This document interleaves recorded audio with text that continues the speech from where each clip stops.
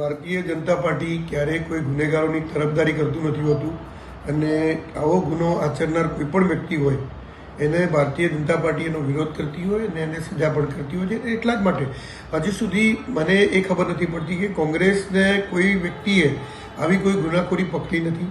આ ગુનાખોરી માટે કોઈ ફરિયાદ નથી થઈ, પણ સરકારને એવું લાગ્યું અને સરકારના પોલીસ ખાતાને એવું લાગ્યું અને CID ક્રાઇમને એવું લાગ્યું કે આ રીતે નાણાં વ્યક્તિ જ્યારે ઉઘરાવી રહ્યો છે ત્યારે આ લોકોના નાણાં જે ખરા એ ગેર રસ્તે ન જાય અને લોકોના નાણાં ડૂબી ન જાય, એટલા માટે કોઈપણની ફરિયાદ ન હોવા છતાં પણ સરકારે પોતે પગલું લઈ અને સરકારે આ વ્યક્તિની તપાસ ચાલુ કરી અને CID ક્રાઇમે એની તપાસ ચાલુ કરી. ગુજરાત રાજ્યના મુખ્યમંત્રી શ્રી ભૂપેન્દ્રભાઈ પટેલ અને ગૃહ રાજ્યમંત્રી હર્ષભાઈ સંઘવીની સીધી દોરવણી હેઠળ આ તપાસ ચાલુ કરવામાં આવી અને